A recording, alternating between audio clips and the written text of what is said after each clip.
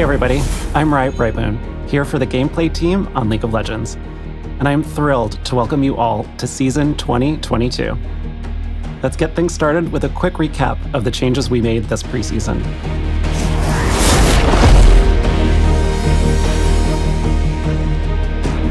Over the last few years, we've usually used preseason to make big changes to one of League's underlying systems, such as items, runes, or the Elemental Rift. With this preseason, we wanted to look at all of our systems and make smaller, targeted improvements across the board. So, we added some items, like a new tank mythic for supports who want to dive into the action, and a new mage mythic for champs who need some help surviving burst damage. There are also new legendaries for tanks, mages, and assassins. You'll see some adjustments to keystone runes, including lethal tempo, which now grants ramping attack speed and increases your attack range. Glacial Augment fires multiple slow rays that also reduce enemy damage. And Prototype Omnistone has retired. Taking its place is a brand new keystone, First Strike, which amplifies your damage and grants gold if you're the one to, well, strike first. Beyond items and runes, we've also expanded the bounty system with the addition of objective bounties. These give your team additional gold for taking epic monsters or turrets if you fall behind. And finally, my personal favorite, dragons. First up is the new Hextech Dragon, whose soul gives your autos and abilities a chain slow effect. When she takes over the rift, Hextech gates appear in set locations that transport you around the map. And then there's her sister, the Chemtech Dragon. This dragon's soul lets you keep on fighting even after death. And when she putrefies the rift, camouflage zones appear in the jungle. While these changes are expanding systems, rather than overhauling them, they should still have an impact on your games. We're excited to see your new outplays and big brain strategies, especially now that LP's back on the line and Pro Play is kicking off soon. As always, we'll be keeping an eye on things, and we'll continue making adjustments in the months ahead. Now let's talk about some of the new changes you'll see this year.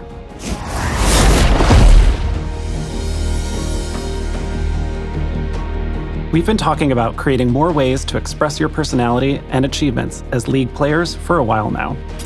For some of you, ranked is how you define progress. But for those of you who aren't focused on the climb, there haven't always been good ways to show off your accomplishments. So this year, we're launching a new way for you to express yourself in League. Something that probably looks familiar are the redesigned ranked crests. But if you don't want to intimidate your friends with your challenger crest, or maybe your gold one doesn't really match your favorite icon, then we have good news. You'll finally be able to choose your level border from any of the ones you've already collected. Now let's get to the really new stuff, challenges. Challenges track your progress in League in ways that aren't tied to specific champions, like winning the perfect game, soloing Baron, and even dancing with Shelly as the enemy nexus explodes. Each challenge levels up from Iron to Challenger as you make progress. So if you're the best at sniping dragons from the enemy team, or maybe your vision control is unmatched, now you can finally prove it. You can showcase any 3 challenges you'd like in loading screens and game lobbies, and you can track all of your progress on your profile. There are 5 categories of challenges. Veterancy challenges track stuff you achieve mostly by playing League over time, like earning mastery points, securing first bloods, and dodging skill shots. The next group is expertise. Whereas veterancy gets you points for playing a lot, expertise asks you to do it with finesse.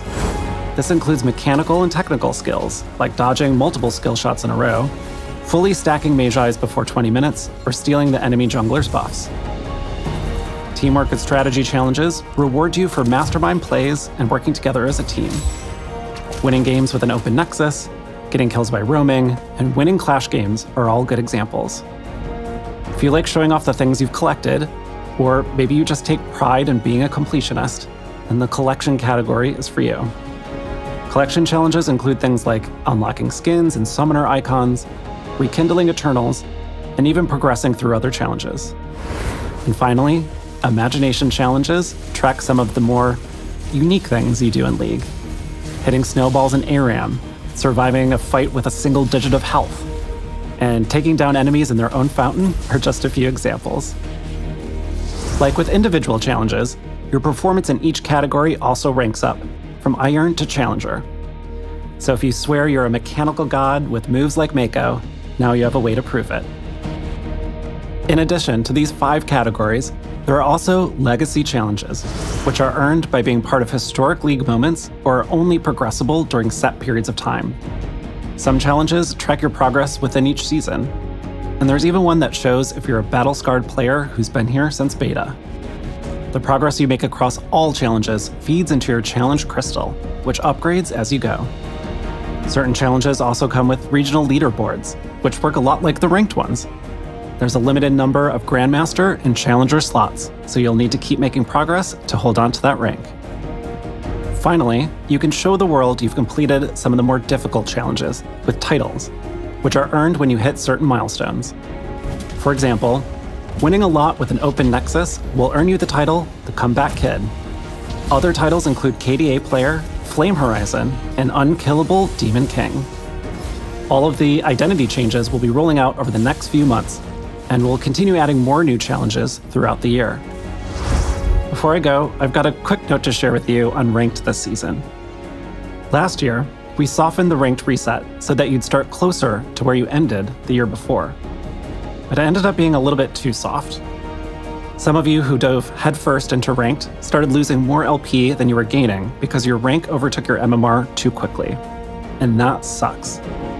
This season, we're resetting ranks to a more traditional degree, and paired with tuning adjustments we made last year, your MMR and LP will stay closer together, making your climb smoother throughout 2022. That's all I have to share with you today. I hope the new year brings you a little joy, lots of LP, and endless fun with friends. Thank you so much for watching.